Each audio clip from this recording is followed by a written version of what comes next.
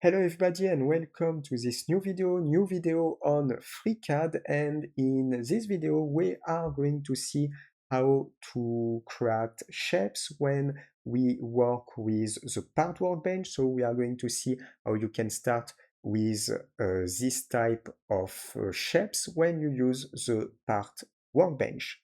You can subscribe to this YouTube channel if you like the content. First link on the description, the complete course Freecad is available. If you want to learn Freecad starting from scratch with the course structure, it will be on the first link on the description. You will see model section of the course. It is a complete and a reference course to perfectly master Freecad. We see different workbenches like the part design workbenches, the part workbenches, sketcher workbenches, but also other workbenches like, for example, the assembly workbenches, or again sheet metal workbenches, and more type of workbenches like the draft workbenches in details in this course. Different models creation also at the end of the course. Complete course, first link on the description. In the second link on the description, this is a website in English, this YouTube channel. You can discover software, have basic of this software in this YouTube channel. In second link on the description, it is like an online school. You can pick a course and learn any graphic software.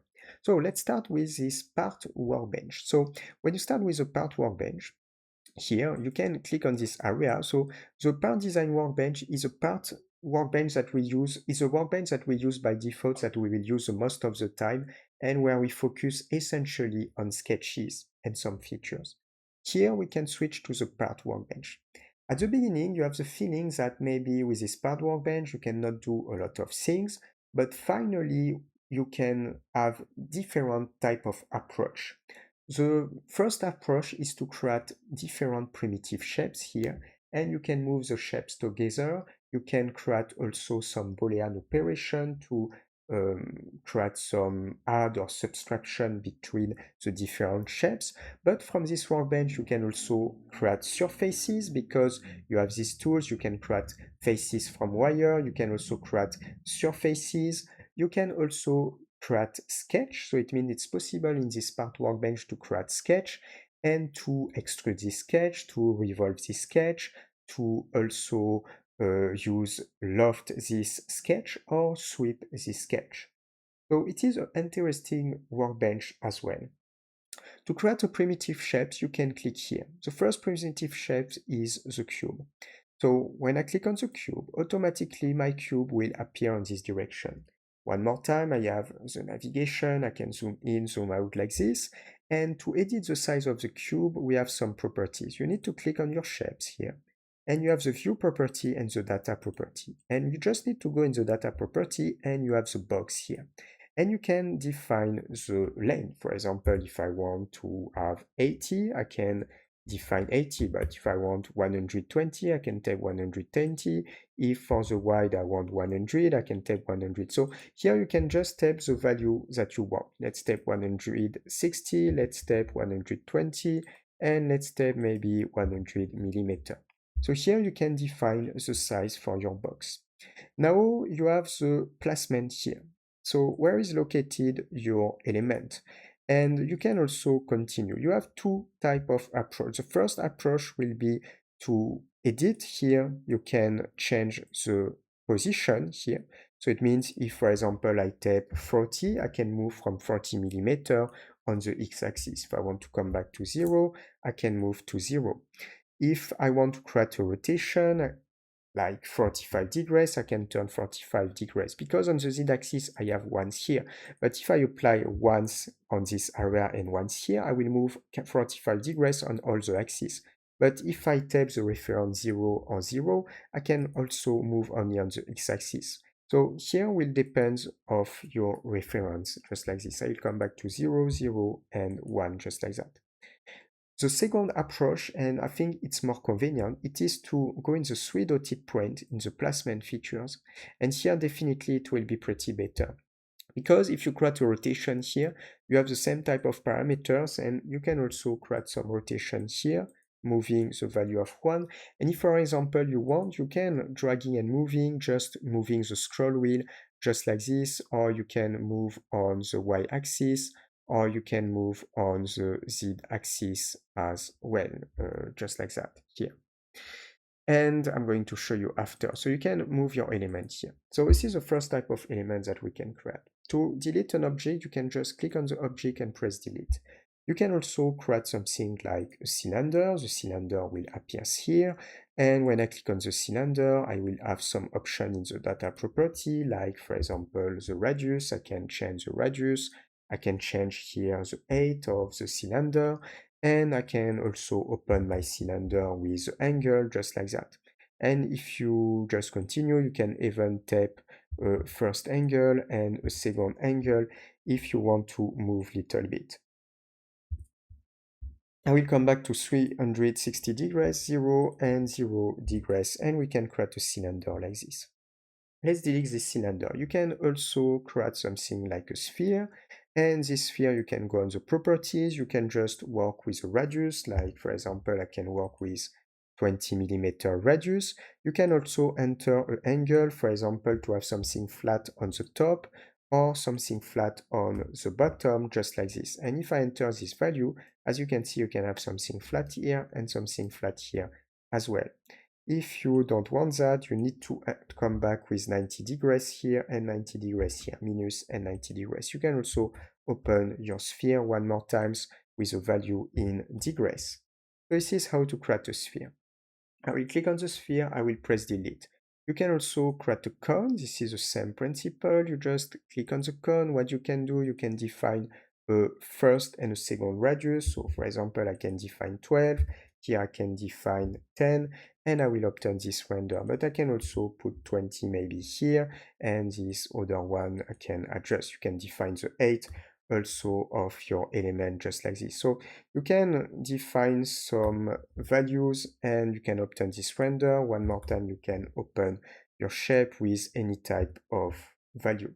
So it's just some basic things that you can do. I will click on the cone and I will press delete. You can also create a torus, and with a torus, you click on the torus. You have two radius, so for example, the first one, just like this, and the second one to work with the ring. And one more time, you can even open inside with different type of angle. Here we are going to stop on this area, and you can also create a tube, and the panel is just a little bit different for the tube. You need to work here with an outer radius, like for example I can tap 20, a second radius I can tap 16, and this one is just the 8. So if I tap 100, I can write the 8 of 100, just like that. So you can also edit again on this area your element, just like this, so you can adjust if you want with this different value. So this is the type of thing. This is basic shape. After you can create more shapes. So it means you have these tools. This is create primitive, and you can also create primitive. Here you will have more advanced primitives that you can create, and you can also have a shape builders. Now for the position. I want to come back to the position. If for example I create a cube here, and I define a cube, I tap 100 for example, and here I tap 100 as well, and here I keep 10. The cube is not located in the middle. What does it mean? It means that if I select a cylinder just here, the cylinder will appear here. But not only the cylinder. If I apply this one, the sphere will appear here. I will press delete. The cone will appear here. This one will appear here, and this one will appear here as well. So this is the reason for which if you want to center your cube, if for example I have 100 and 100, you can go in the placement features and you divide by 2. So for example, here you tap minus 50, you can tap minus 50 just like this, and here you can tap minus 50 to center your cube, and you can tap minus 50 as well. And now if I just validate and I create a cylinder, the cylinder will be located here. It is like you have the intersection of the axis, even if you don't see it directly. And now I can take the cylinder, and this cylinder I will define a radius. Let's tap maybe 20. I will define 8, and I will define something like 80, and I have this cylinder here, or 100. I can tap anything. Let's just come back with 60. Something important also is you have an interesting feature for the placement. So you can click on the cylinder, you can click on the placement features. For example, if I go on the top view, as you can see, I can move on the x-axis. You can also dragging with a scroll wheel, or you can move also on the y-axis or the z-axis as well.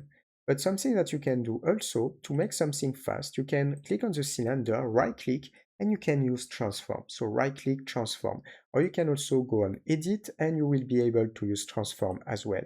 So you click on your shape, right click, transforms, and now you have access to these panels. And thanks to that, you can, as you can see, you can move in a fast way depending of your translation increment.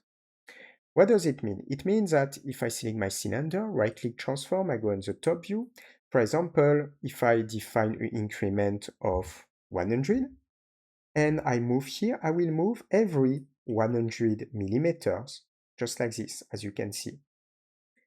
If I define an increment rotation of 45, I will be able to turn, for example, on this axis, every 45 degrees. And if I come back, maybe I can take 20 millimeter or just 10. Here I can turn every 10 degrees. Or if I want to move, I will move every 20 degrees. So it's convenient, you can adjust the position of your element just like this. So right click, transform, you can define a translation increment, rotation increment, and you can dragging and moving just like this. So for example, I can change the increment to 10, and I can move every 10 just like this, and I can perfectly snap on this area.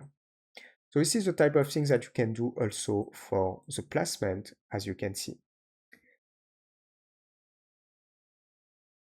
So we are going to stop here for this start with this workbench. If you like, subscribe to this YouTube channel. First link on the description, the complete course.